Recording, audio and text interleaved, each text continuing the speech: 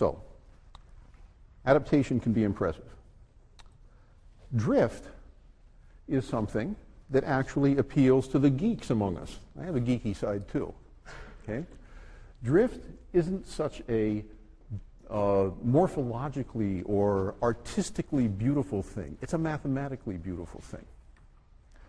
Drift happens whenever there is no correlation between reproductive success and variation in a trait, and it produces patterns like this. So here we start off with 20 populations, and we start them all with a gene frequency of 0.5, and we let meiosis, which is like flipping a fair coin, and we let variation and reproductive success take their course, and we just run these populations for 20 generations, and you can see that there's just about an equally likely distribution of end states out here. So we all start off at 0.5, and it gets noisy as we go along. So this is an image of the process of drift. And if any of these populations happens to get up to 1 or down to 0 in terms of gene frequency, the process will stop, because those are absorbing states. If the frequency becomes 1, then everybody's got it and there can't be any change. And if the frequency becomes 0, then nobody's got it and there can't be any change. So that's what's meant by absorbing state. Now, to a first approximation, whole organism traits are the products of natural selection. Maybe not in the immediate past, but usually at some point in the history of life, a whole organism trait will have been under natural selection. So it will have been shaped and designed by this process. And to a first approximation, a lot of DNA sequences have been shaped by drift. So we see design in the whole organism, and we see noise in the genome.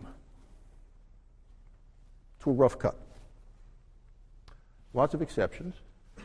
There are DNA sequences that have clear selective value. In fact, there's a whole literature on this now. If any of you want to write an essay on signatures of selection in the genome, you can find lots of stuff on that now, on how to recognize that a chunk of genome has recently been under selection. There are whole organism traits that have no apparent selective value. For example, the chin. The chin actually is the result of evolution operating on development to take a face which is like that of a gorilla or chimpanzee, which bulged out like this and essentially flattened it out so that we are vertically much flatter than a chimp or a gorilla. And as a result of this being pushed back, something that was there but kind of covered up stuck out. So that's where the chin came from. That doesn't mean chins were selected for. Now, it may be that after they originated, that there could have been a little bit of sexual selection operating on them, but certainly the developmental process that originally produced them didn't have to be adaptive. It could just be a byproduct of something that was going on, basically from the mouth up. So the themes of microevolution are selection and drift. Natural selection is driven by variation in reproductive success. The strength of selection is measured by the correlation of variation in a trait with reproductive success. When there's no correlation, there's no systematic change, and then things just drift. Okay? About macroevolution, the big scale process, the big picture. Well,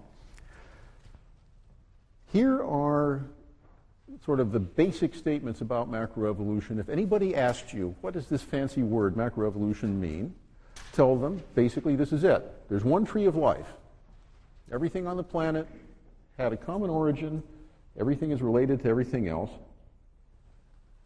with the possible exception of the viruses, which are too small for us to decide. Their genomes are too small. The branch points in the tree were speciation events. That's when new species were formed. This history is marked by striking major events. There have been mass extinctions. There have been meteorite impacts. There have been major changes in the organization of the information structure of life. And the biological disciplines that you may encounter map on to this timeline. So actually, different parts of biology study different parts of this process. The tree looks like this. This is the large-scale tree. So at this scale, what you see here are the three kingdoms of life, which are the bacteria, the archaea, and the eukaryotes up here. The roots at about 3.7 billion years, not million years. And at one point, a purple bacterium got into the eukaryotes and became a mitochondrion. And at another point, a cyanobacterium got into various plant lineages 3 times and became a chloroplast. So that's the large scale. And you're probably searching around on that to find out where you, the most important thing in the universe, are, and you're way up here on a little twig. Okay? Now, if we blow that up and just look at the multicellular organisms, multicellularity looks like it originated around 800 million to a billion years ago. And these are the fungi. These are the things we call the plants, multicellular plants. And then off in this direction, we have got a fairly complicated series of branches that end up with us being up here. Okay? The things that are, this was done by Tom Pollard in MCDB about 5 years ago.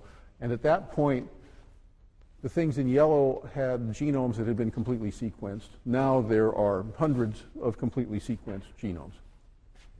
So, for the first 2 billion years of life, most of the actions down in the basal radiation, so going on with bacteria, archaea, and the eukaryote ancestor, single-celled things.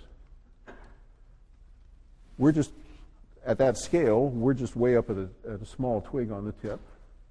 And symbiotic events brought mitochondria and chloroplasts into eukaryotic cells. Already, this is telling you something interesting about yourself. You are a community of genomes. You are not a unitary genome. You've got that mitochondria in you. The main themes are basically that the speciation events that have occurred, particularly over the last billion years or so, have created a tree of life that describes the relationships of everything on the planet.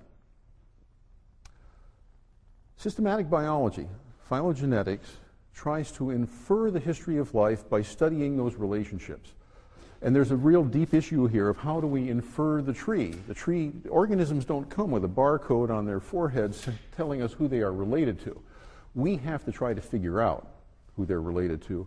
And when we understand the relationships, then we know the history, because the relationships define the history. So we work with hypotheses about history, and we test these hypotheses against each other and try to come up with the one that's most consistent with the data that we've got. And they give us a historical framework within which we can then interpret what's happened. There are major events that have happened. Briefly, these are they. Life originates about 3.6 to 3.9 billion years ago.